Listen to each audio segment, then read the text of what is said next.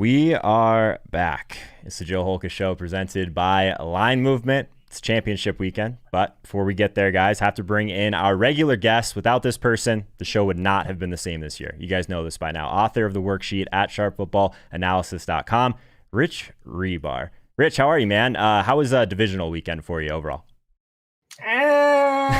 Saturday was fine. Sunday not so good. Anytime that Michael Thomas puts up a 0 and Brady completes 18 passes and only 4 go to the players we really are playing, it just didn't really close well on Sunday. But the Bills game went well again, and I know it went well for you again. And listen, you just take Stephon Diggs, you put him in the captain spot, and you walk away from the table. You've had it down the whole season. If I had it down, I would just play those slates, Reeb. So I've actually been asking that question to most people this week, obviously, and they've had a similar reaction to you. They're like, it was okay. Because, I mean, what can you do when some of the best plays literally don't even come close to getting there, right? So people like me, people like you that are like trying to play the game theory aspect of it, have some outs along the way in the slate. If you had your PMR for Breeze and Brady, didn't work out so hot. It turns out just playing Mahomes, Tyreek, and Kelsey was actually the play. Who would have known? So just finding a way to get to those guys was enough, even though Mahomes didn't play the whole game. I definitely didn't take enough chances on guys like Lazard and that in game number 1. I struggle with that sometimes. But Aaron Rodgers at 25, I'm like, oh, perfect. That was a successful fade. And then it ended up him being the highest scoring quarterback. But that's the way she goes, man. Yeah, I basically lost or broke even. I played every slate, every showdown slate. I played the main slate, which was 4. I played the 2-game slate, everything. The only slate that I was actually profitable on was the Stephon Diggs slate. So I don't know, man. Maybe I just do that and that's it. We do get another one. They won. So this is, we just got to keep rolling with that, man. But anyways, we'll keep going through our normal routine here. I mentioned it to the group earlier. We're going to get through things a little bit different next week, which I'm pretty excited about. Won't give too much away, but obviously there's no games next week. So no matter what we do, Reeves, there's no games next week. That much we know. So 2 games on tap this weekend. I think Pro Bowl slate this year. Oh my God, man, that slate is the best too. People actually don't like that slate. They're out of their minds. There's these people that'll just play running backs, and you just watch for one snap, and you're like, oh my God, why did I play? A lot of people don't know about like the different rules in the Pro Bowl slate. Well, I mean, we don't have to get into the weeds on it because there's no Pro Bowl. But let's just hope there's one next year, man. I love that slate. All right, real football game number 1: Bucks at Packers. We have Brady at Rodgers on Sunday afternoon. This is the first game. That over-under opened at 52, moved slightly to 51. The Packers are minus 3.5-point home favorites per blitzbet.eu. Not a ton of sharp activity so far outside of those that were on the under. 60% of the money, 24% of the betting tickets. That's basically all that's standing out on the line movement side of things so far, Reeves. Any thoughts when you saw that this would be game number 1? NFC Championship, man. I don't really like either of these teams, but I guess it's fun from a fantasy perspective. I mean, I really just wish this game was played in Tampa Bay or somewhere warm. Right. We had no weather. We wouldn't have any potential issues because these are the 2 highest scoring offenses in the NFL. Mm-hmm. One, the Packers have been the highest scoring offense wire to wire. And this Bucks team has really surged to close the season. They've scored 30 points or more in 5 straight games, which is a franchise record. They've scored 24 or more points in 9 straight games. So there would be potential for a lot, and there is potential for points to be scored in this game. But, we'd always have to wait and see in Green Bay in January. What are we going to look like on Sunday afternoon? Is there going to be wind? Is there going to be snow? All that stuff. So we got to kind of stick a pin in that. I think that's why people are getting ahead and getting on the under. But there is potential for points to be scored. I actually think the best bet in this game is probably the Bucks team total based on just they've hit it so consistently. Right. But, always kind of go back and kind of wait and check and see what we're looking like on Sunday morning in Green Bay. This is one of 2 rematches, one of 2 week 6 rematches too, which is kind of interesting. The first time these teams played, it was 38-10. Obviously, it was the only real blemish on Aaron Rodgers' resume this season, which is probably, we assume, is going to be an MVP resume. There was a weird game in general. The Packers had a season low 201 yards of offense. They had just 107 net passing yards. And that was also a game that the Buccaneers had 0 penalties in the game. They weren't even penalized in the game. So they're one of 3 teams in the NFL this season to have a game without a penalty. So there's not really a lot I think we can take from that week 6 matchup, except for just we know if the Bucs are going to get home on pressure. That's really what we're looking at when you're talking about just impacting this Packers offense at this point. In that game, the Bucs were able to pressure Aaron Rodgers on a season high 43.9% of his dropbacks under pressure in that game. Aaron Rodgers was 4 of 13 for 48 yards under pressure. For the season, when kept clean, Aaron Rodgers, 77% completion rate when kept clean. Under pressure, however, it dropped to 45.3%, which was 29th. It just so happens that he was under pressure just 14% of his dropbacks, which is by far the lowest rate of all starting quarterbacks in the NFL. Tampa Bay, 3rd in the NFL in pressure rate, 5th in blitz rate. So it all just depends. Are they able to get home? That's what it's really going to come down to in disrupting this Packers offense, because that's the only snag we've seen so far this season for this Packers offense is when that Buccaneers team was able to get home on them earlier in the season. Yeah, I watch a lot of the Pat McAfee show. He has Aaron Rodgers on every week. It's really interesting to just hear Rodgers talk about certain plays. There was like that one play where people were saying that he was literally just pointing at Lazard to just like go on a post route in the end zone, and McAfee brings it up, and Rodgers like, that's not what happened. Like he'll tell you exactly what he thinks, which is kind of fun. Also, he brought up the whole how that was his worst game of the year against Tampa Bay earlier in the season, and if he thinks that would have any impact in the playoffs. And Rodgers literally looks at him like dead in the eyes, and he's like, "Well, did that help the Saints beat the Bucs last week? Because they just absolutely thumped the Bucs earlier this season anyway." So I don't think that these teams really care, or especially the quarterbacks really care about a matchup that I guess didn't go that well earlier in the season. These teams are different. Obviously, things can kind of mesh as the season goes on. Week 6 is like years ago to these guys. I doubt they're even really thinking about it much at that point. What's interesting about this slate, Reeves, is that all the good plays are like the high-end wide receivers. So you're going to have to make that decision between Diggs, between Tyreek, between Adams. Obviously, if you throw Kelsey in that kind of range as well. I guess in this specific game, do you have any like specific thoughts on Davante Adams? It feels like he's just going to continue to be like their red zone, like, I mean, not even just their red zone threat. He's almost like their run game in the red zone, because they just throw to him on those like little out routes like right away at the goal line, and it seems like he's got 10 touchdowns like that alone. So thoughts on Davante Adams in game number 1 versus waiting around for Diggs or one of the KC guys later on? I mean, Davante Adams is literally, he had the most PPR points per game in a season for a wide receiver since 1995, Jerry Rice. The guy has 26 touchdowns in his past 23 games played, with just 6 games without a touchdown over that span. He has literally the highest floor of any, wide receiver in the NFL that is currently playing, and literally has a high ceiling because he has touchdown potential as well, upside. So, I mean, we've seen it last week, even playing against this Rams and everyone talking about the cornerback wide receiver matchup. Adams was held to 7.3 yards per catch. It was his second lowest total of the season. He had 9 catches for 66 yards. But you see how he gets over. Elite value, 10 targets. And then touchdown potential. You talked about him being basically a de facto goal line back. He gets a 1-yard touchdown on like the old Madden play when dudes just run their receiver in motion back and forth. You know it's coming. They still can't stop it. It's crazy. No. Well, I mean, our guy Dan Pizzuta at Sharp Football did like a good breakdown on his red zone touchdowns and how they just free him up with motion, whether it's him being in motion or another receiver, consistently, inside the 10-yard line. And you saw that's how he got over again for his 1-yard touchdown last week.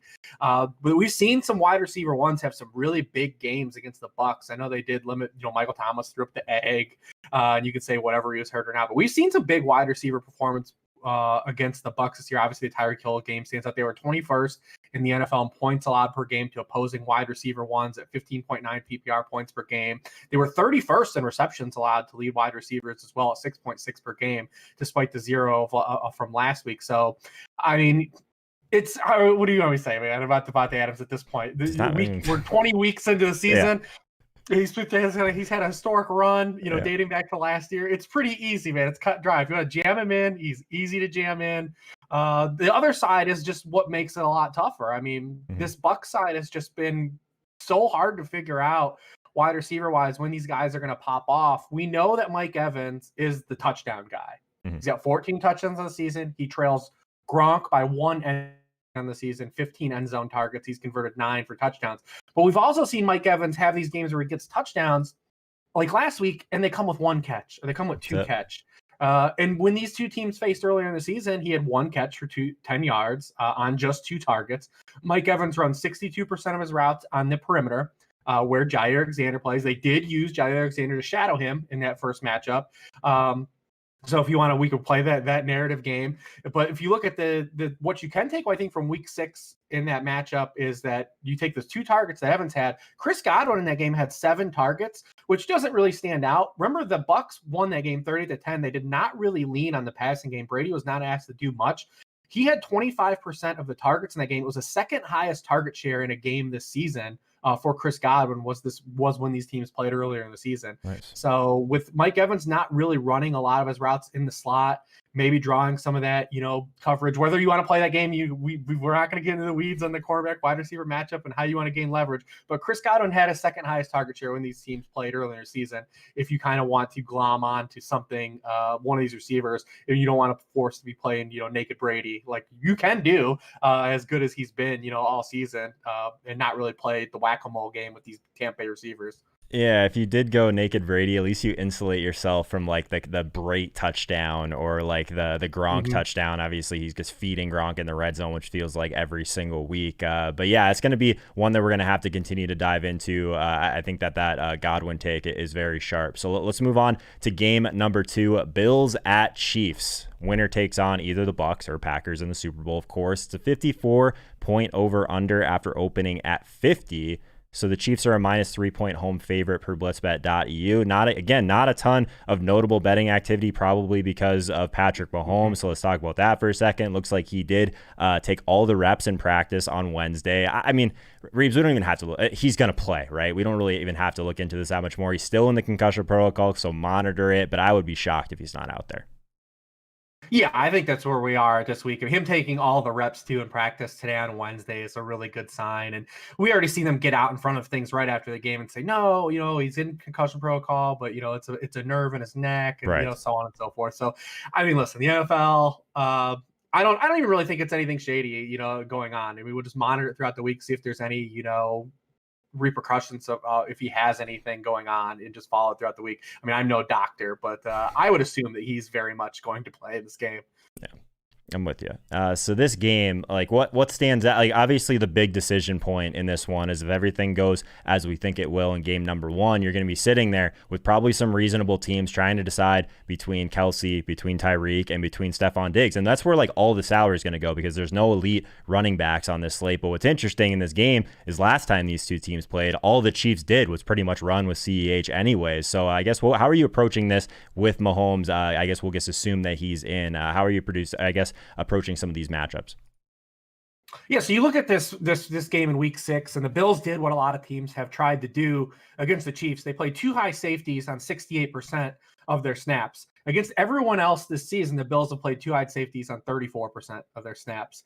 In that game, Mahomes threw 2 passes with had 20 air yards downfield. That's it. They really invited the Chiefs to run the football on them, and the Chiefs obliged, and they ran down the Bills' throats.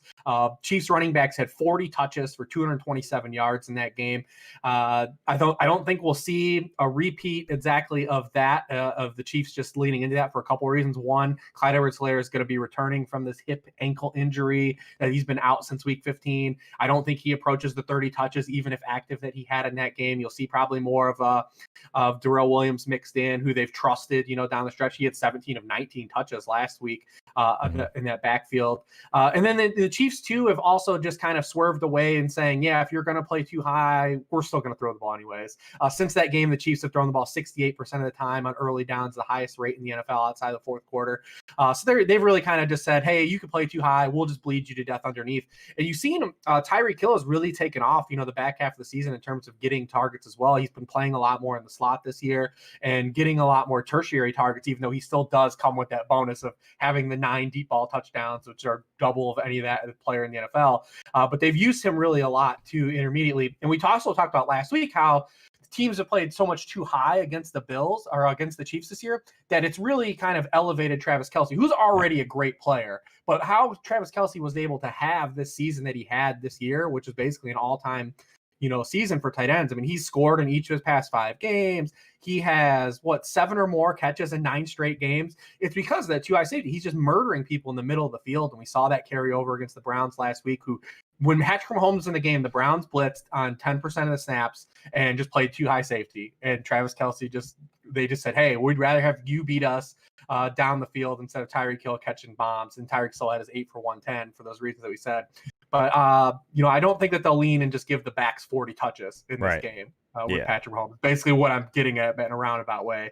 The one thing that's interesting, too, about that Week 6 matchup is in the other side of the ball, a lot of people have gone back and said Josh Allen was going through his left shoulder injury. There was rain, even though the rain didn't impact Patrick Mahomes, who completed 81% of his passes season high.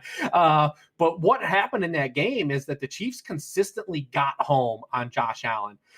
So Josh Allen still, through as great a season he's had and his breakout, he's still been one of the most impacted passers through pressure. Under pressure this season, his yards per pass attempt dropped 2 full yards, and his completion rate drops minus 29.6%.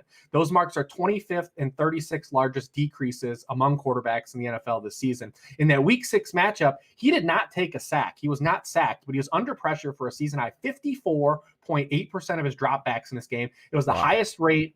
It was the highest rate a guy was pressured that week in the NFL season in Week 6. And under pressure, he completed 4 of 13 passes for just 44 yards in that game. When he was kept clean in that game, he was 10 of 14 for 78 yards and a touchdown.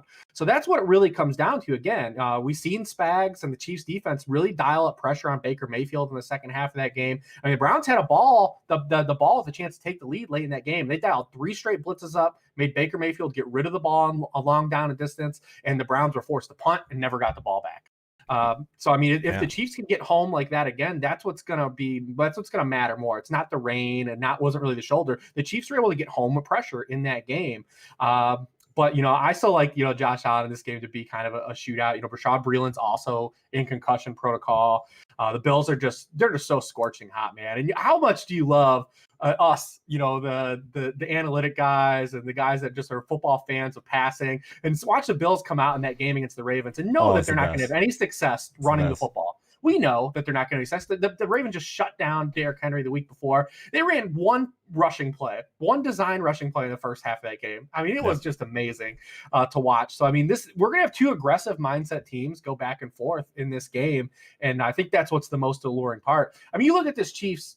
Look at Patrick Mahomes has lost 9 games in his career as a starting quarterback. These are the point totals the opposition is needed to win those games: 43, 54, 29, 38, 37, 19, 31, 35, and 40. Wow. This whole thing about trying to keep the ball and keep away from Patrick Mahomes it's worked one time, and the Colts did. It's worked one time. You have to Rocky Balboa the Kansas City Chiefs, and this Bills offense is capable of doing it. So I would like to see them break the mold of what they tried in Week 6, play shell coverage, not really play aggressively. Remember, they ran the ball 46% of the time in that game too. The Bills, it was their 3rd highest rate in the season. You have to just line up the Chiefs and just punch. You have to counter punch with them because they're that good. And the Bills are capable of doing that. So, I mean, I don't know. I'm leaning towards swinging with the Bills in the upset special here, but this is the game to look for all the points.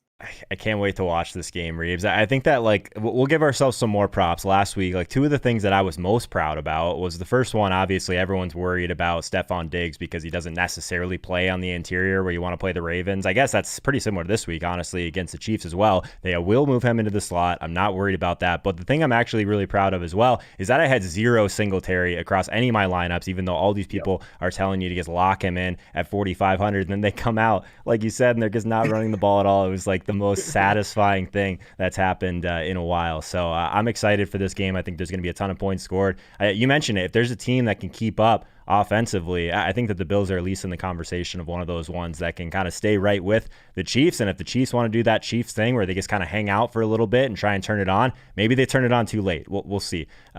Reeves, everyone in the chat's talking about your shirt. That is one of the more amazing things I have ever seen. So that was a great way to wrap up probably our last episode of it being just like this, man. So I appreciate you. Everyone should follow Reeves on Twitter at Lord Reeves. Any final thoughts, my man? Should be a fun couple games this weekend. Yeah, so if I didn't get to any, nuggets on any players you're looking for, remember that I wrote up these games for sharpfootballanalysis.com. They're free to read. So if you want to find any more nuggets on, the John Browns, the Cole Beasleys, any Leonard Fournette, any of these guys we talk about, hit the worksheet. It's open to everybody. Love it, man. We'll talk to you soon. Absolutely. Good luck, guys.